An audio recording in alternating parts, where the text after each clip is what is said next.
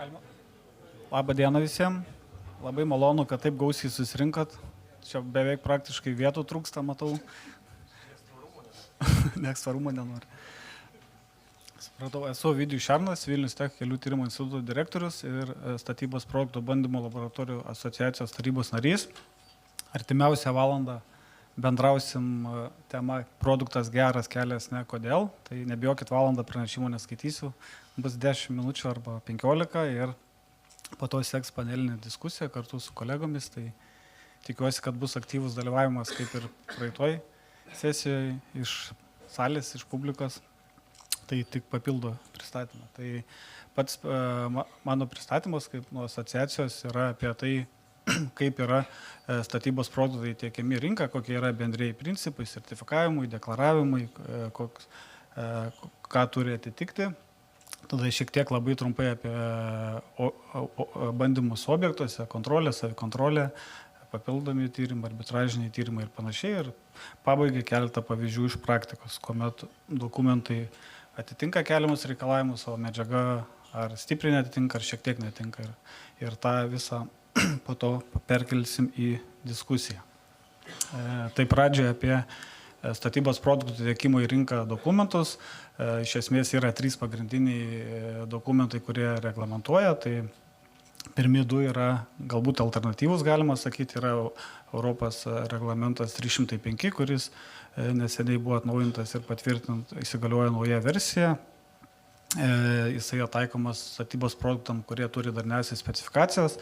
Darnioji specifikacija reiškia tai, kad visoje Europoje yra patvirtinti tie patys reikalavimai tam tikram produktui. Pavyzdžiui, užpildai, asfalto mišiniai ir panašiai. Lietuviška alternatyva yra STR 2015 metais patvirtintas ir šiame STR yra analogiški arba panašus reikalavimai kaip ir darniesiams standartams, tačiau taikoma jau tik tiem produktam, kurie turi nacionalinius standartus. Ir taip pat yra reglamentuojamas statybos produktų sąrašas, tai jis yra tvirtinamas aplinkos ministro ir aplinkos ministro patvirtiname sąraše yra pagrindiniai reglamentuojami statybos produktai, nurodytos eksploatacinių savybių vertinimo sistemos, nurodyta, kokie bandymai turi būti atliekami, kurie privalomai turi būti atliekami prieš tiekiant į rinką. Labai trumpai apie atsinaujinusį reglamentą Europos, tai vienas iš pagrindinių galbūt pokyčių yra tai, kad anksčiau eksploatacinių savybių deklaracijose visada turėdavo būti deklaruojamas tiesiog eksploatacinės savybės, ten tankis, gniuždymo stipris, jeigu betonas, tuštymių kiekis ir panašiai. Tai nuo 26 metų, jeigu bus jau atnaujinti tam tikrų produktų standartai, spės atsinaujinti, bus privalomai reikalaujama deklaruoti ir globalinio atšilimo potencialą, o nuo 28, jeigu gerai pamenu, bus privalomas ir kitos su tvarumu susijusios savybės, kurios yra pateikiamas aplinkosauginėse deklaracijose arba EPD. Tai kitaip sakant, kai atsinaujint standartai pagal jau šį reglamentą, tai jau bus privaloma taikyti šį reglamentą, o kol neatsinaujino, bus dar taikomas senasis. Tai kiek teko girdėti, tai turėtų būti taikomas apie 15 metų pereinamasis laikotarpis. Aišku, pagrindinius statybos produktus planuojama kuo greičiau pakeisti, bet kad dar naują standartą pakeisti ir visoje Europoje suderinti, aišku, užtrunka laiko. Trumpai apie eksploatacinių savybių pastovumo tikrinimo vertinimo sistemas, tai tiekiant statybos produktus į rinką skiriasi iš tikrųjų tiekimo reikalavimai, yra 5 tokios sistemos, nuo 1+ iki 4, ir jos skiriasi funkcijomis ir sudėtingumu. Tai pati sudėtingiausia yra 1+ sistema, tai yra taikoma kelių betonui kaip pavyzdys arba paprastam betonui. Ir ši sistema yra ypatinga tuo, kad gamintojas atlieka vidinės gamybos kontrolės bandymus, turi savo sistemą, atlieka bandymus, bet visą vertinimą pačių gautų rezultatų atlieka sertifikavimo įstaiga ir dar sertifikavimo įstaiga turi imti ėmenis ir patikrinti, ar iš tikrųjų tie ėminiai atitinka tuos keliamus reikalavimus ir deklaruojamas vertės. Pati populiariausia yra kelininkų tarpe arba kelių taisyboje yra 2+ sistema, tai užpildai, asfalto mišiniai, nesurištieji mišiniai, tai čia šiek tiek yra paprasčiau. Tai, o kom iš esmės skiriasi, esminis skirtumas tas, kad gamintojas pats nustato savybės arba kitoje laboratorijoje, jas deklaruoja, o sertifikavimo įstaiga tiesiog tikrina dokumentus ir pačių mišinių jau nebevertina, ar iš tikrųjų jie atitinka, ką deklaruoja. Ir pati paprasčiausia sistema yra 4, tai smėliai, žvirai, ašas, šanas įrengimui, tai sertifikatas nereikalingas, sertifikavimo įstaiga irgi nereikalinga, gamintojas pats tikrinasi, pats deklaruoja ir jo turi pasitikėti pirkėjai ir užsakovai. Ir kada kurią sistemą taikyti, tai realiai nurodo reglamentuojamas statybos produktų sąrašas, kur yra ten didžiulės lentelės, čia tik tais keletą pavyzdžių pateiksiu, kur yra parodyta pagal medžiagas, kokia sistema turi būti taikoma, tai kaip ir minėjau, jeigu yra nesurištieji mišiniai, tai 2+ sistema, tai reikalingas sertifikatas, jeigu standartas nedarnusis, tai TC atženklinimo nėra reikalaujama ir negali jis būti sutikiamas. Ir yra nurodytas minimalios savybės, kurios turi būti nustatytos, kad būtų galima išduoti eksploatacinių savybių deklaraciją ir tiekti į rinką. Jeigu yra apsauginis šalčio atsparus sluoksnis ar dangos sluoksnis be ryšiklių DBSR, tai užtenka 4 sistemas, medžiaga nesertifikuota. Jeigu yra asfaltbetonis, tai tokiu atveju yra darnusis standartas, turi būti 2+ sistema, nesvarbu, kuri rūšys, ar asfaltbetonis, ar skaldos mastikas asfaltas, ir turi būti nustatytos esminės charakteristikos, tai prie asfalto nėra parašyta būtent, kurios turi būti nustatytos, bet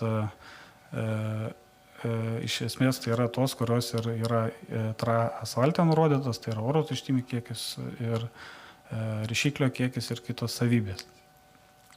Kelių betonas yra pats sudėtingiausias šio požiūriu, tai čia, jeigu atkreipsi dėmesį, yra 3 standartai parodyti, tai tiekiant į rinką privalo visiems 3 standartam būti sertifikuotas mišinys, neužtenka tik tais 206 arba 1974 arba 13877, tai kelių betonas turi būti sertifikuotas visiems 3 standartam ir turi būti nustatyta mažiausiai šios nurodytas savybės, tai stipruminės savybės ir linkiamasis, gniuždomasis stipriais atsparumą šalčiui. Ir jeigu yra dar projekte ar kažkur reikalavimuose nurodyta ir kitos savybės, vandens nelaidumas ir panašiai. Ir čia pateikta tokia apibendrinta schema, jinai gal kažkiek gal ir dubliuoja, ką prieš tai sakiau, bet tiesiog gal už akcentavimai, kad tiekimo į rinką kontrolė ir sertifikavimo įstraukimas skiriasi nuo medžiagos panaudojimo srities, ir jeigu yra 1+ sistema taikoma kelių betonui, bent jau populiariausia medžiaga iš 1+ sistemos, gal kažkas dar kažką kitką paminės, ir kad sertifikavimo įstaiga, norėčiau akcentuoti, tikrina ne tik rezultatus gautus, bet ir pati tikrina produktą. 2+ populiariausia, tai asfaltas, užpildai, nesurištieji mišiniai. Sertifikavimo įstaiga tikrina tik tais dokumentaciją, o 4 sistema, tai gamintojas pats save tikrinas ir realiai pasitikėti reikia gamintojui. Trumpai apie dokumentus, kurie išduodami klientams, tai čia turbūt standartinė informacija, tai visada privalo būti eksploatacinių savybių deklaracija, kurioje deklaruojamos savybės. Deklaracija privalo būti lietuvių kalba, joje turi būti pateikta visa informacija, kuri yra privaloma pagal arba Europos reglamentą, jeigu darnusis standartas, arba pagal STR 2015 metų, jeigu yra nedarnusis standartas. Tai negali būti, kad kažkuri eilutė neužpildyta, kažkur standartų trūksta ar kažkur kažko, nes tada tokia atveju medžiaga laikoma nesertifikuota ir jinai neatitinkanti keliamų reikalavimų. Ir jeigu būtų tokia situacija, kad visgi pasirodo sertifikatas netinkamas, tai kad ir medžiaga galbūt ir atitinka reikalavimus, bet jeigu sertifikato neturi, jinai automatiškai skaitoma kaip ir netinkama ir neturėtų būti priimama. Ir jeigu yra darnusis standartas, dar turi būti CE ženklinimas. Trumpai apie praktiką, tai vidinė kontrolė gamintojų ar sertifikavimo nesibaigia, o galbūt tik prasideda atvykus į objektą, tai priklausomai nuo sluoksnio, ar tai yra asfalto danga, ar nesurištieji mišiniai, yra taikomi skirtingi normatyviniai techniniai dokumentai ir pagal šitos dokumentus turi būti atliekamas savikontrolės ir kontroliniai bandymai ir visas mechanizmas yra paremtas kiekiais, savikontrolė yra 3 kartus dažniausiai dažnesnė negu kontroliniai bandymai ir atlikus tos bandymus rezultatai priimami arba neprimami. Čia keletas tokių galbūt apibendrintų skaidrių apie kokie reikalavimai yra taikomi, tai vėlgi nuo sluoksnio skiriasi reikalavimai, jeigu yra smėlis ašo ar šanes, tai tiesiog pralaidumas vandeniu ir granulometrija, jeigu žvyro pagrindo ar skaldos pagrindo sluoksniui, tai jau yra aukštesni reikalavimai, yra atsparumas trūpinimui, šalčiui ir panašiai. Ir kontrolė dar to nesibaigia, dar užsakovas ar techninė priežiūra gali patikrinti sudėtinių medžiagų tyrimus, tai iš ko pagaminta skalda ar asfalto mišinys, tai ir bitumą galima tirti, galima užpildus tirti. Ir pabaigai pačiai pristatymo, praėjus visą šitą kontrolės kelią nuo sertifikavimo iki objektų, vis tiek pasitaiko atvejų laboratorijoms, kad atvažiuoja paimti ėminių, paima ėminius ir ta medžiaga šiek tiek netitinka kažkokių tai keliamų reikalavimų ir ar vienais atvejais labai netitinka, kitais atvejais 0,1% viršyje kažkokius tai nuokrypius. Tai su nesurištaisiais mišiniais dažniausiai būna užterštumo viršyjimas, su pralaidumas vandeniu, jeigu ašašanas medžiaga, su asfalto mišiniais, ypač pagrindo sluoksniais, ir jeigu didelis kiekis naudoto asfalto panaudojamas, tai būna granulometrinės sudėties nuokrypiai, tuštymų nuokrypiai ar regeneruoto rašiklio kiekiai. Su betonu irgi pasitaiko atveju, kai gaminys sertifikuotas, mišinys dokumentus atitinka, bet netgi šalia paėmus skirtingas vietas mišinį ar išgręžus kernus, tai labai skiriasi nešdamasis stipris, lenkiamasis stipris ar atsparumo šalčiui. Tai iš pristatymo būtų tiek. Ačiū. Ir galbūt, jeigu būtų klausimų iš teorinės dalies, tai laukčiau, jeigu ne, tai kviesiu tada kolegas paneliniai diskusijai.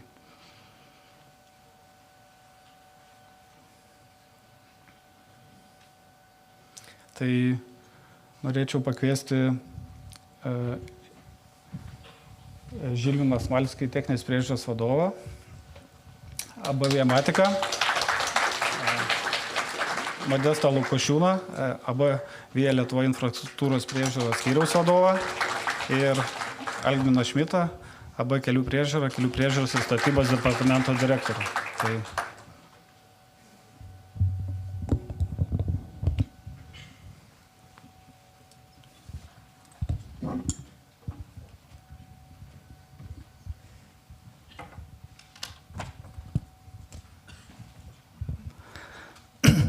girdisi. Tai kaip ir pristatymė buvo paminėta daug kartų, nežinau kokia jūsų nuomonė, norėčiau labai išgirsti. Sistema iš tikrųjų yra gigantiška, jinai yra paini, netgi daug metų yra taikoma, specialistai, techninė priežiūra, užsakovai ir panašiai taiko šitą sistemą, kelia reikalavimus, bet visgi iškyla atveju, kuomet gamintojai ar netinkamai deklaruoja, ar rangovai netinkamai deklaruoja. Ir norėčiau paklausti jūsų nuomonės, ar ta sistema iš tikrųjų yra ne per didelė, ne per sudėtinga, ar jinai yra kaip tik gera, ar jinai tobulinta. Tai norėčiau pradėti galbūt nuo techninės priežiūros skyriaus vadovo Žilvino. Kokia būtų jūsų nuomonė, patirtis? Ačiū už klausimą. Ir, na, žinot, klausant ir girdint tokius žodžius, kad sistema yra gigantiška, na, turbūt reikia sutikti, kad tikriausiai ne veltui taip yra. Nes produkto kokybė tiekiamo į rinką, visi šie aspektai yra labai svarbus, nes iš tų produktų mes statysime ypatingą statinį, tai ar tai būtų kelias, ar tai būtų tiltas.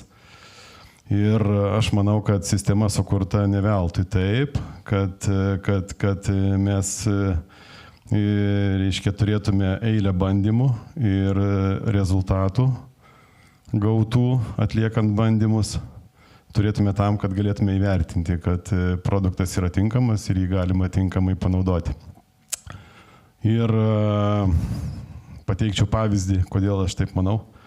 kad, žinot, kiekvieną darbą techninis prižiūrėtojas turi įvertinti, ar jis atliktas tinkamai ir turi priimti, patvirtindamas savo parašu ir taip atiduodamas vartotojui patvirtinimą, kad darbas atliktas tinkamai. Tai įsivaizduokit situaciją, kai prižiūrėtojas neturėdamas laboratorijų įvertinimų ir patvirtinimų gautų, reiškės, galimybę įvertinti tik tai vizualiai, be jokių lydinčių dokumentų. Tai manau, kad tikrai būtų neatsakinga ir rizikinga, net sakyčiau taip. Gal kolegos galėtų papildyti, Modestai? Taip, mes irgi iš užsakovo pusės, ką matom, jau nemažai buvo kalbėta ir pristatymų daryta, blogėja kelių būklė, nepakankamas finansavimas. Tai suprantam, kad turėdami tuos pačius pinigus ir darydama darbus, neturim čia vietos nekokybiškai medžiagai, nekokybiškiem darbam arba daryti kažkokias tai nuolaidas būtent šitoj vietoj. Tikrai labai svarbu, kad išleistas kiekvienas pinigas atneštų mums kokybišką kelią, kad jis būtų kokybiškai suremontuotas ir tarnautų ilgai ir nereiktų grįžti po metų ar kelių ir kokybė turi būti. Iš tikrųjų, kaip ir paminėta, labai daug teisės aktų, kurie reikalauja atlikti vienokius ar kažkokius tyrimus tiek gamybos metu, tiek įrengimo metu, tiek pridavimo metu ir vėliau. Tai kainuoja savaime suprantama ir pinigus, ir tų pačių medžiagų tyrimams, ir žmogiškieji resursai, ir visa kita, bet bendroji sumoji tos pinigus, kur išleidžiam, yra verta šitą procesą atlikti, nes tikrai matosi iš tos patirties, kurią turim įgyvendinant projektus, kad tikrai yra tam tikrų nuokrypių kokybėje ir svarbu juos identifikuoti ir galutiniam rezultate turėti gerą ir kokybišką kelią. Alvinai, jūsų pozicija? Apie sistemą sakyčiau, kad gana sudėtinga, bet turbūt mums inžinieriams nėra žodžio sudėtinga. Prie visko prisitaikom, bet, sakyčiau, reikėtų gal adaptuotus dokumentus pagal reikšmę objekto, pagal tipą, pagal kategorijas kelio, pagal tai gal taikytos sisteminius, reiškia, bandymus ir jų kiekį. Kaip pavyzdys turim irgi tokių objektų, aišku, aš atstovauju kelių priežiūrą, tai mes esam tokie mažesnių objektų atstovai, tai tarkim, salelių įrengimai, plato šitų pešiųjų perėjų iškilių, nuovažų visokie įrengimai. Toj vietoj, kai tokiuose objektuose prisitaiko pilna puokštė, ta visa bandymų, reiškia, ta puokštė visa, tai tada gaunas, kad labai daug tyriam, labai daug yra vietų, kur galbūt tyrimai nėra pritaikyti tokios apimties darbams ir tada iš to brangsta tie objektai. Bet tai tokiu atveju, ką jūs siūlytumėte, jeigu galit papildyti, tada netikrinti, ar esminės kažkokias... Ne, netikrinti negalim, turim visada tikrinti, bet turėtų būti tam tikri, reiškia, bandymų, galbūt, kad bandymų matrica tam tikriems objektams pagal svarbą, pagal kelių kategoriją, pagal tipą, pagal reiškia, ar tai, reiškia, kapitalinis remontas, ar ten rekonstrukcija, ar ten paprastas taškinis darbas. Tai dar ačiū už atsakymus, norėčiau truputį gal ne tai, kad paprovokuoti, bet truputį dar patikslinti ir klausimą patį, kiek pats suprantu ir žinau, galbūt kažkas iš salės ir papildys kitą informaciją, bet tarkim vyksta statybos darbai, ten namą stato, daugiabutį ar paprastą gyvenamąjį namą, tikrai niekas neima kažkokių plytų, blokelių, stogo konstrukcijų ir neteria ten į stogo kvadratą, ten tarkim vieną vienetą, kaip pavyzdys, o mes tą darom, tai galbūt ar tas modelis manot, kad nelabai tiktų, turbūt ir yra rizikų, nežinau, praktikoje, gal iš praktikos matot ir galit pasidalinti, kad ar tas veiktų.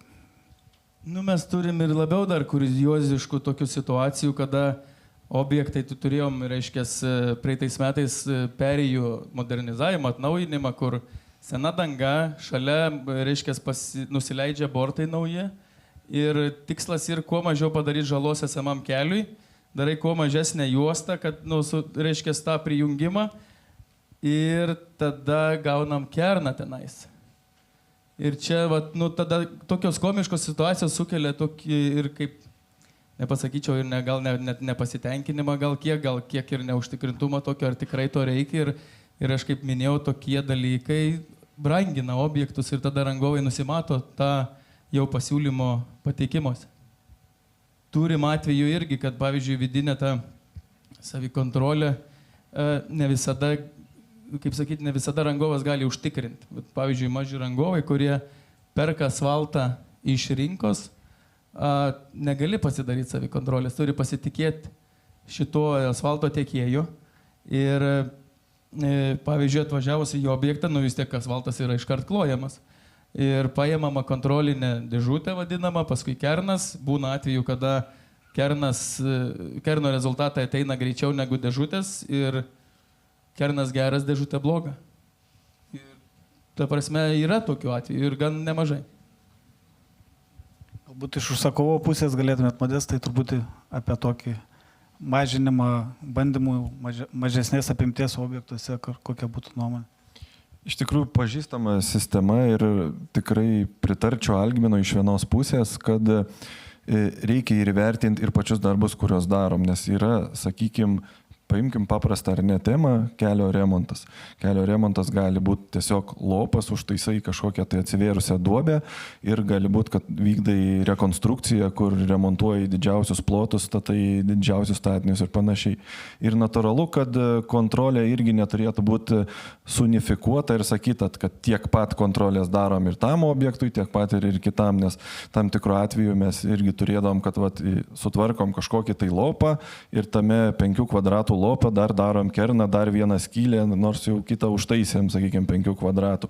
Tai irgi tam tikri nedekvatų sprendimai, kuriuos lygiai taip pat ir su kelių priežiūra sprendėm, suprantam, kad kontrolė turi būti. Negalim palikti, kad, sakykime, padarom bet ką, bet kaip, svarbu, kad vizualiai atrodo gerai, kokybiniai parametrai turi būti išlaikomi, tačiau jų apimtis, jų matavimo kiekis, šituo atveju irgi dėliojame sprendimus, kokie yra esminiai tie matavimai, kuriuos svarbiausia pagauti, tą kokybę, jos užtikrinimą ir koks jų mastas ir kokia apimtis kiekvienam darbui turi būti taikoma. Tai, sakykime, tam tikrose veiklose mes tą dalį išsprendžiam, galbūt dar yra tikrai kiekvieną kartą, kur tobulinti tos sistemas, tos pačius sprendinius, kur ir ką taikom.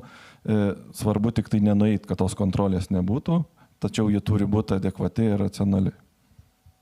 Bet kaip tada techniniai priežiūrai priimti darbus, jeigu ten mažesnė kontrolė ir tada labiau pagal patirtį ar pagal ką reikėtų tokiu atveju? Taip, visiškai teisingai, nes techninė priežiūra taip pat yra statybos dalyvis ir yra toks dalyvis, kuris turi patvirtinti, kad darbas yra atliktas tinkamai. Tai, girdžiu aš iš gerbimo Algmino replikų į techninės priežiūros daržą. Tikrai išklausau ir priemu jas ir situacijų yra žinomų, kur, vadinkim, kuriozinės, jūs jas įvardinat, aš jas įvardinu kaip darbinės, išeinančios iš gyvenimo, visiškai nenorėčiau būti dabar gynybiniai pozicijoje, bet, žinot, dažnu atveju atsitinka taip, kad techninis prižiūrėtojas tikrai ne iš kurioziškumo atlieka tam tikrą tyrimą, bet iš to, kad įvyksta nesusikalbėjimas gamybos metu ir tiesiog per, sakykime, taip liaudiškai tariant, neklausimą, ar ne, vis tiek darbai būna tęsiami ir nepaisomai pastabas, tai kartais reikia imtis tokių reiškės priemonių, net vadinamų kuriozinėmis, kur reikia išgręžti kerną, kaip ir Modestas sakė, lopę, ar ne. Tai, matomai buvo situacija tokia, kad, nepakankamos tankinimo priemonės galbūt buvo taikomas. Galbūt asfaltbetonio mišinys, reiškia nepakankamos temperatūros atvežtas į objektą. Kažkas buvo tokio, kur reikėjo imtis tokių drastiškų priemonių ir įsitikinti, kad darbas yra atliktas nekokybiškai. Tai vat per tokius įrodinėjimus ir gaunasi tokios situacijos, kad kartais tenka to imtis. Va, o ką norėčiau patikinti, tai techninio prižiūrėtojo vis tik funkcijos yra tokios, kad laboratorinių bandymų ataskaitos turi būti vertintos ir vertintos profesionaliai. Ir jeigu mes objekto prieimimo metu, reiškia, jų neturime, tai reiškia, mes darbus priėmėme vizualiai tik tai vertindami, taip neturėtų būti. Tai todėl kartais taip ir gaunasi, kad reikia tiesiog atlikti tuos papildomus kernus net ir lopose, nes už tai yra mokami pinigai, mūsų visų pinigai. Ačiū už išsamius atsakymus ir mintis. Norėčiau truputį pakreipti temą labiau link medžiagų, jau ne apie reikalavimus. Ir čia galbūt nuo Algmino pradėsim. Ar tokį klausimą galbūt, ar dažnai pasitaiko atveju, kad jūs atliekat savikontrolę ir medžiagos netenkina reikalavimų, bet ne jau objekte, o dar nepatekus į objektą. Kodėl klausiu, papasakosiu, dėl to, kad jeigu atvažiuoja medžiaga į objektą, čia kalbam apie nesurištuosius mišinius, nes asfalto negalim patikrinti arba betono prieš. Ir jinai, tarkim, paklojamos kažkoks tai objektas ir tik tada po pavėluotai sužinoma, kaip pavyzdys, kad medžiaga netitinka, nors tam tikrais atvejais galbūt galima savikontrolę pasidarius iš anksto, užkirsti tam kelią, sutaupyti daug savo laiko, techninės priežiūros, užsakovo ir panašiai. Tai gal tiesiog turite tokių patirčių, jūs ar kolegos čia? Tiesiog. Sakyčiau, kad ta vidinė kontrolė ir ta savikontrolė prieš vežant medžiagas į objektą, jinai jau čia nebeklausimas, nes rangovai tai naudoja vėlgi kaip tam tikrą saugiklį rizikų valdyme, užkardant brokus objekte ateityje. Bet va, kaip minėjau, yra tam tikrų vietų, kur tam pačiam asfaltui, kur negali pritaikyti. Ir čia va, galbūt irgi mano nuomonė galėtų būti siūlymas, kad kai asfalto gamintojas sertifikuoja su 2+ sistema, tai gal labiau jau reikėtų pasitikėti ir tą, reiškia, tyrimą laikyti kaip, kaip pasakyti, kaip tinkama. O tokių atvejų tai tikrai pasitaiko. Pasitaiko tuo atveju, kada netinkama medžiaga iš karto jau yra užkardoma. Bet vėlgi, tas savikontrolinė dalis, jinai ir tokia epizodinė, nes nesurištų mineralinių medžiagų, tarkim, tu pasidarai savikontrolį pasitikėję, tu nesi tikras, ar visą tą tiekimą, ta medžiaga yra užtikrinta iš tų pačių vietų ir iš tos pačios krovos. Ir to vietoj gali būti to netitikimo, kur gal ir nepamato rangovas. Galbūt užsakovo arba techninės priežiūros pusės norėčiau paklausti irgi galbūt pačio klausimo, tik truputį kitų kampų. Tai kaip manot, ar rangovas kaip ir yra atsakingas ir jis privalo įsitikinti, ar tiesiog vežti medžiagą pagal dokumentus ir po to sakyti, čia gamintojas man tokia pateikė, ir kaip ir dalinai nusimest atsakomybės, aišku, atsakomybė nuo to nenukrenta, bet tiesiog yra požiūrio klausimas, kaip jūs manot, kaip turėtų būti traktuojama. Taip, tai kaip iš užsakovo pusės, tai mūsų lūkestis ir poreikis gauti kokybišką produktą ir sumokėti tinkamą kainą už tai. Tai lygiai taip pat ir rangovo, ir techninė prižiūrėtojo užduotis yra padaryti, kad taip įvyktų ir kad būtų, kaip sakant, visi patenkinti iš to. Suprantam, kad kelią remontuoti yra pakankamai didelis ir brangus darbas. Jeigu mes nedarytumėm kiekvienam žingsnį tam tikrų kontrolių, tai tada prieinam prie to, kad galutiniam taške tik tai identifikuojam tam tikrą problemą ir tada sprendžiam, kaip tvarkyti šitoj situacijai. Tam tikrais atvejais tenka visą padarytą darbą, visas panaudotas medžiagas išimti ir visą kelią perdaryti iš naujo.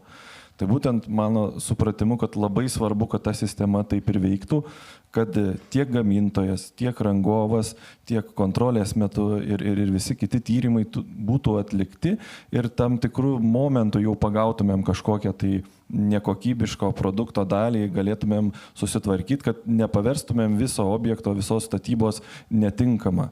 Ir taip išvengtumėm ir konfliktų, ir atsakomybės klausimų ir panašiai. Bet galutinis tikslas yra kokybiškas produktas. Ir iš kitos pusės, jeigu net irgi buvo paminėtas tas pats asfaltas, net jeigu mes jį ir tinkamą paėmam, sakykime, jis buvo tinkamai pagamintas, labai irgi priklauso, kaip mes jį transportuojam, kaip mes jį po to įrengiam pačiam kelyje ir taip toliau. Ir čia jau yra jau pačio rangovo tam tikri rezultatai iš viso to.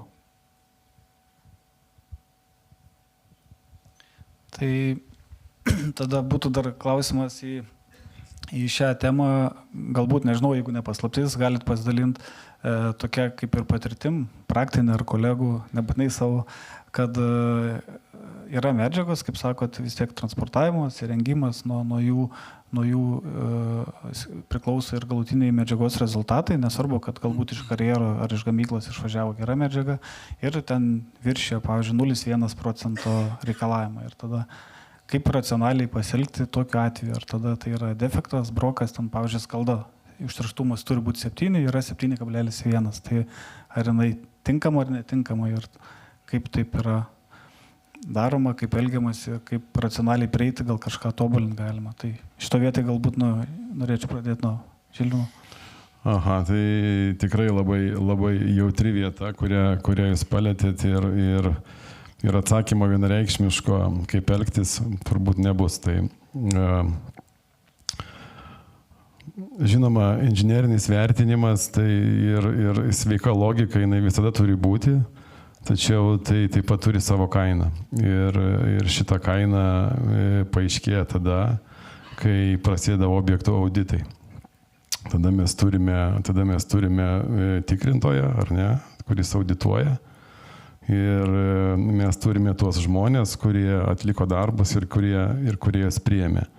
Ir jeigu mes turėsime bandymo ataskaitą, kurie, kaip jūs sakote, inžinieriškai galvojant, tikrai nuokrypis yra visiškai minimalus ir bendram kontekste tai neturėtų turėti didžiulės įtakos ir reikšmės, bet formaliam kontekste tai yra nuokrypis ir darbai neturėtų būti priimti. Tai kaip šitą vietą išspręsti, mes turėtume turbūt susitarti ne čia sėdintis, bet susitarti platesniam kontekste, vedant šitą visą reikalą via Lietuvai.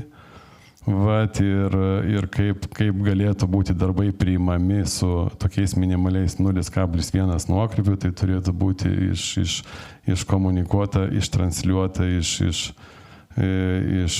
via Lietuvos pozicijos. Tai galbūt tada perduosiu aš žodį tau, Modestai, ir pakomentuok tu, kaip elgtis tokiose situacijose.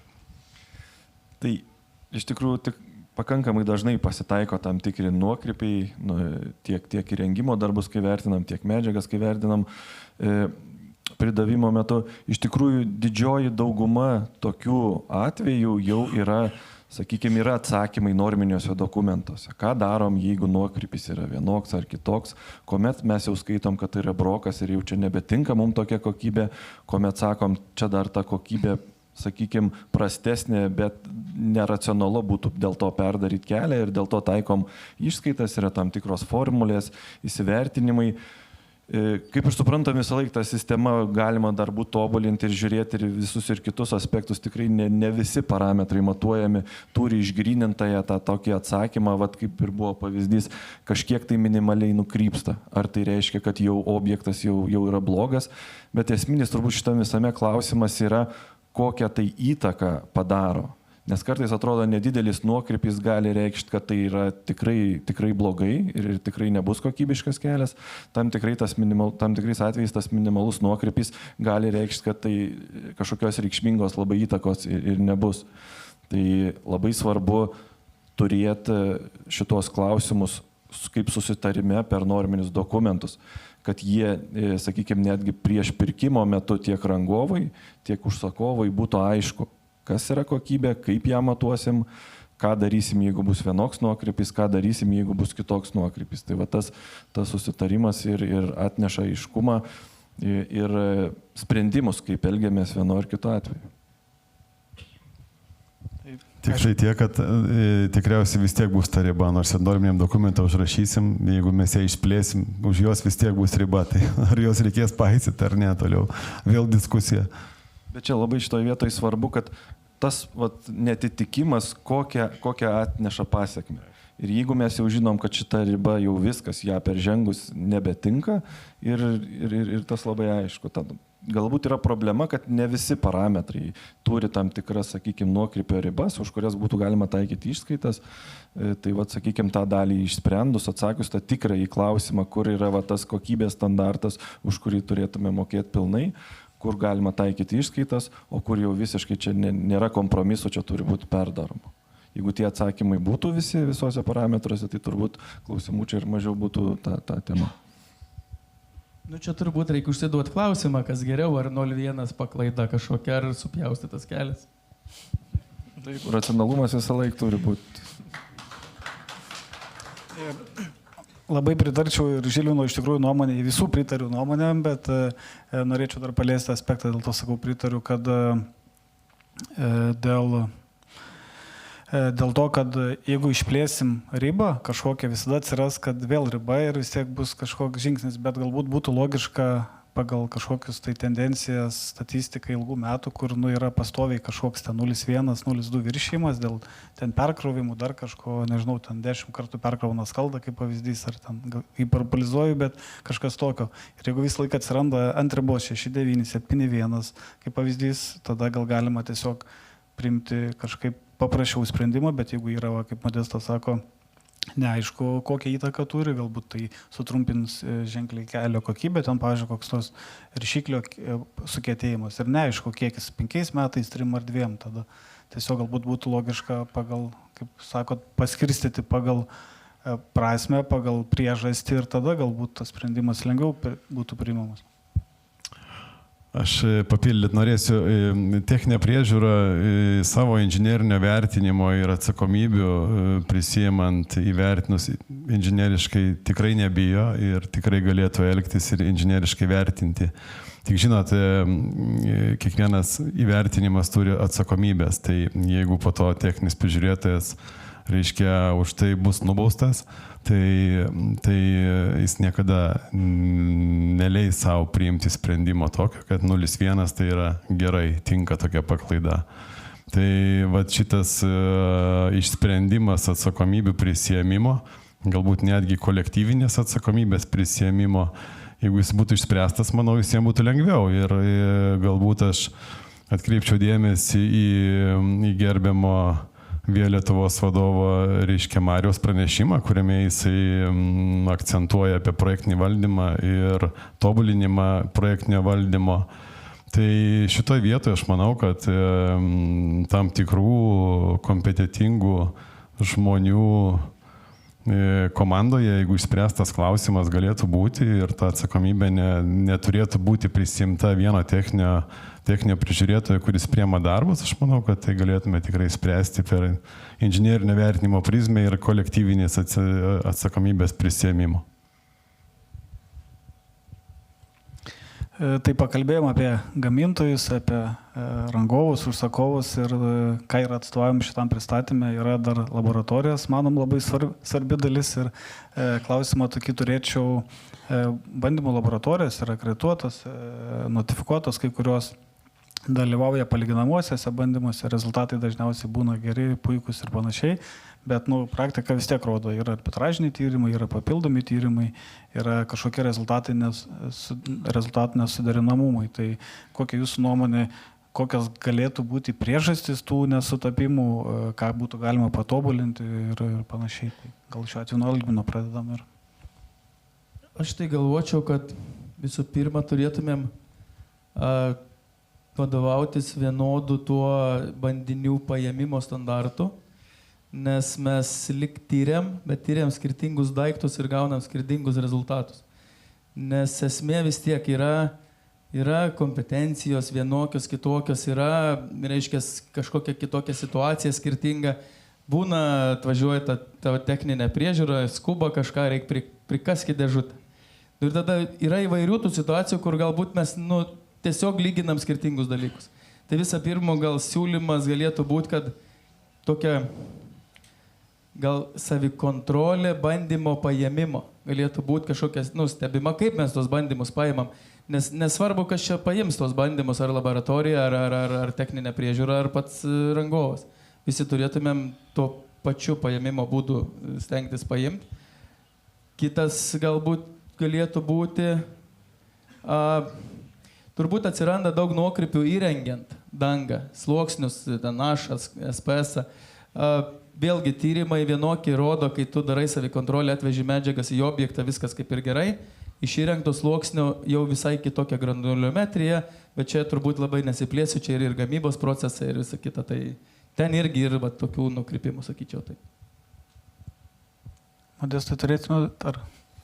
Tai aš gal irgi šiek tiek paantrint Algminui, turbūt, kaip sakant, velnės slepiasi tose detalėse. Tikrai labai svarbu viską atlikti tinkamai, tiek patį paėmimą, tiek patį ištyrimą ir tada tie parametrai yra labai aiškus ir palyginami ir galima nuspręsti. Tačiau suprantam, kelias irgi yra tuo pačiu ir gamta, ir oro sąlygos, ir skirtingos medžiagos, ir jų išsidėstymas, ir jų įrengimas, jis nėra ten visiško vienolitiškumo. Sakykime, tam pačiam atliktam kely paimtumėm tyrimus iš vieno taško, paimtumėm iš kito taško, galim gauti tam tikrus skirtingus rezultatus.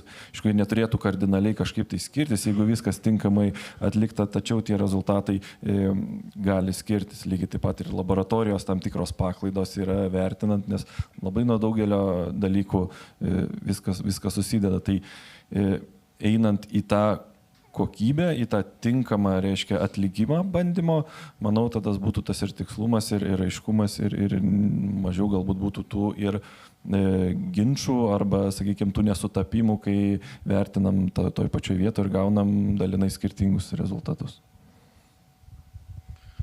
Na, aš pabandyčiau gal kitaip prie šito klausimo prieiti per konkrečius pavyzdžius, tai, nes mes dabar kalbam apie abstrakciją tik tai, kad turėtų būti viskas gerai, tačiau reikia eiti ir pažiūrėti faktams tiesiai į akis ir tada galvoti, kaip iš tų situacijų išeiti. Tai jautriausias dalykas, apie ką mes dabar kalbam, kai yra nesuderinamumas ar ne, tarp laboratorijų, tai yra taip, kad reiškia yra atliekamas kontrolinis ėminys, sakykime, asfaltbetonio sluoksnio sutankinimas, ar ne, yra išmatuotas ir jis yra blogas. Na ir po kažkiek tai laiko, praėjus ten, sakykime, tam tikram laikui, kol išsisprendė daug biurokratinių dalykų, nes rangovas įrodinėja savo savikontrolę, turėdamas, kad jisai sutankino gerai, tada turi būti duotas užsakovo leidimas atlikti papildomus, reiškia, bandymus. Ir tie papildomi bandymai sutankinimo praėjus tam tikram laikui būna atlikti kitos laboratorijos ir jie prieštarauja kontroliniams bandymams, ar ne? Tai va, turim 2 laboratorijų parodymus, kurie yra skirtingi. Ir kuris yra geras, dabar mes šito nežinom. Ką mes darom?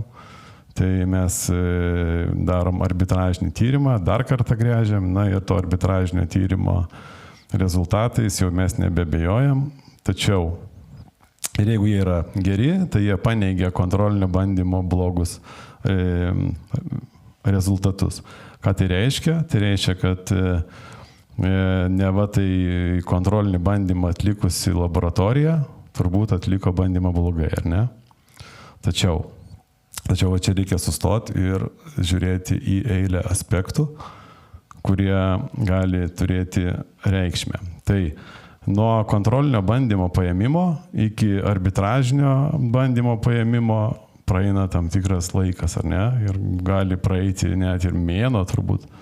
Va, ir ką mes turim, tai mes turime per šitą laiką, mes turime poveikį į kelią, ar ne? Tai keliu vyksta transportas, reiškia, veikiama yra išorės veiksnių, tai yra, sakykime, jeigu tai yra vasara, tai yra temperatūros reiškia kelią veikia. Ir ne faktas, kad šitas asfaltas negali tankėti. Taip, nuo sakykime, transporto eismo, ar ne? Nu, tik nuo transporto eismo daugiau, nuo nieko jis negali tankėti. Va, ir ką mes turim? Mes turim nebetikrą tyrimą. Nes asfalto mišinys turi būti bandomas tada, kai jis paklojamas, ar ne? Tada jis išbandomas ir gauti rezultatai, tai yra tie rezultatai, kurios pasiekė rangovas įrengdamas jį. Tai va, tai šitaip, ką šito visų noriu pasakyti, kad mes negalime tvirtinti, kad dvi laboratorijos, kurių rezultatai yra skirtingi, reiškia, jos kažkurį tai blogai atliko šitą bandymą. Ne, nebūtinai tai. Mes tiesiog ne vienodam sąlygom atlikom šitą bandymą. Ir ką aš siūlyčiau? Tai siūlyčiau pagalvoti apie tai, kad mes turėtume imti ne vieną bandymą, bet tuos bandymus, kurie galėtų turėti konfliktą, tokie ypatingai jautrus kaip tuštymės, sutankinimas, mes turėtume imti daugiau kernų ir juos saugoti. Saugoti tam, kad esant konfliktui, reiškia arbitražiniai laboratorijai, mes atiduotume bandinį, paimtą tuo pačiu metu, kaip ir kontrolinis bandymas yra paimtas. Tada mes nebeturėtume skirtingų, reiškia, aspektų. Bet tokiu atveju turbūt dubliavimas turbūt labiausiai eliminuotų laboratorijų kažkokį nesuderinamumą, bet tokiu atveju apimtis žymiai padidėtų, ypač kernai gadina dangą, kliūna ir panašiai. Tai tas turbūt mintis gera, bet tikėtina, kad kelio kokybė nepagerėtų vietoj 4 kernų, jeigu viršutinis sluoksnis 8 gręžtų, kaip pavyzdys. Taip, bet tada supraskite ir tas laboratorijos, kurios atlieka kontrolinius, reiškia, tikrinimus, tai kompromituoja jų, reiškia, vardą. Tai šitoje vietoje aš galbūt kalbu, sakykime, iš savo atstovaujamos įmonės, tai yra iš Viematikos pozicijos, ar ne, tai mums šitas situacijos yra jautrios ir mes už tai siūlome išeitis, kaip iš to būtų galima išeiti. Ir toliau norėčiau dar truputį grįžti prie medžiagų ir čia galbūt labiausiai Algminui ir Modestui būtų klausimas, Žilinas, jeigu norės, galės prisijungti. Kaip manot, vis tiek yra verslas, yra ekonominiai dalykai, tai visi stengiasi pagaminti kuo pigesnį produktą ir jį parduoti ir rengti ir už tai gauti kuo daugiau pinigų. Tai kaip manot, jeigu rangovai dalyvaudami konkurse ar kitais etapais būtų skatinami už geresnės kokybės medžiagos. Būtent šiuo atveju kalbam apie medžiagas, tai medžiagos panaudojimą gautų kažkokį tai bonusą procentaliai ar kažkaip kitaip, gal turėtumėt kokių minčių, ar tai būtų svarstytina, tobulintina, ar čia nieko nepakeistų. Aš tai galvočiau, kad pakiltų kaina, nes žaliavinės medžiagos gamyboms visų įvairių produktų, tai jos visos ant pirštų suskaičiuojamos Lietuvoje ir visi rangovai iš ten pat visi perka. Tai jeigu, ta prasme, būtų geresnės medžiagos, ne kokybės prasme, ten ar procentuotėm kažkokiam, tai aš manau, kad visų pasiūlymų kainos pakiltų. Gal čia labiau orientuotis reikėtų irgi projektavimo metu vertinti, pavyzdžiui, asfaltuosim žvyrkelį, suskaičiuojama apkrovas, bet tos apkrovos jos labai keičiasi ir pati eismo struktūra atsiradus asfaltuotam žvyrkeliui iš esmės pasikeičia. Tai va čia, jeigu žiūrint į kokybinį parametrą, kad kuo ilgiau tie keliai tarnautų, manau, daugiau tų aspektų reikėtų atsižvelgti projektavimo metu. Mano vertinimu, kad tai yra tikrai tema ir galėtų būti tema diskutuoti, kai tam tikros medžiagos arba geresnė jų kokybė atneša tam tikrą naudą. Bet čia labai esminis momentas yra suprast, tai kokią tą naudą atneša, sakykime, vienoks ar kitoks geresnė medžiagos kokybė. Sakykime, ten skaldos kažkoks ten skaldytų dalių kiekis arba kita sudėtis, jeigu jie geresnis parametras, kokią mes naudą gaunam. Ar tai reiškia, kad kelias kelią bus galima ilgiau eksploatuoti be defektų, ar tai reiškia, kad jis ilgiau tarnaus.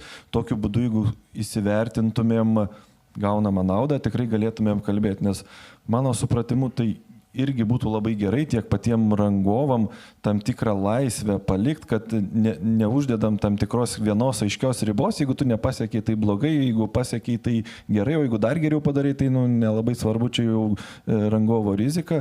Jeigu tikrai atrastumėm, kokią naudą gaunam per tą, būtų galimybė tiek ir, sakykime, įrengimo darbam, tiek ir medžiagų kokybei nusistatyti tam tikrus vadinamus bonusus ir panašiai, tai užsienio praktikoje tikrai taikomi tie momentai. Tačiau, sakau, esminis momentas reikia labai suprasti, kokią tai naudą atneša. Ačiū.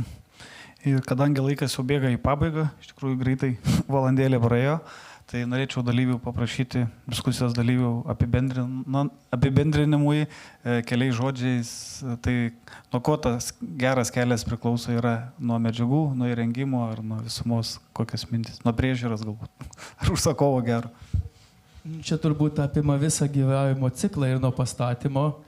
Ir čia esminė momentai, turim geras medžiagas, bet labai svarbu turėti ir gerą įrengimo procesą ir kokybišką įrengti. Ir tada kokybišką priežiūrą vykdyti. Tai visumoje gali turėti geriausios kokybės ašą, bet jeigu tu šlaitus uždarysi su molingu juodžemiu, tada turėsi jau tą ašo kokybę nebetokį. Ir tas kelias nebetarnaus tiek, kiek buvo projektuotas. Tai toj vietoj manau, kad visumoje pilnai tiek medžiagų kokybė, tiek įrengimas. Tai aš irgi be abejonės pritarčiau, kad kiekvienam žingsnėje turi būti kokybė ir tik tokiu būdu galime užtikrinti galutinę kokybę, kad kelias ar statinys būtų tinkamas ir gyvuotų ilgai. Tai kiekvienas iš tų žingsnių turi būti atliekamas tinkamai, įvertintas, kad laiku pastebėtumėm tam tikrus netitikimus ir turėtumėm kokybišką kelią. Na, aš pažiūrėčiau gal kiek plačiau į aspektus, nuo ko priklauso gero kelio kokybė. Tai aš manau, kad tai priklauso ir nuo politikų valios, kad tai priklauso ir nuo mokymo įstaigų, kurios ruošia kelininkus, kad tai priklauso nuo organizacijų kultūros, kaip mes dirbame. Ir žinoma, priklauso nuo kiekvieno iš mūsų, kaip mes šito keliu naudojamės ir kiek mes juo džiaugiamės. Tai labai smagu, kad visi sutarėm bendrai, bet taip dabar sėdžiu ir galvoju, pamiršom projektuotojus, kad nuo projektų irgi labai priklauso. Tai tikiuosi, kad neįsižeis, bet kitam pristatymui galbūt bus, kad nuo projektų irgi labai priklauso kelio kokybė. Tai norėjau padėkoti diskusijos dalyviam, klausytojam, labai džiugu, kad tiek daug susirinko. Tikiuosi neprailgo ir ačiū visiems. Ačiū.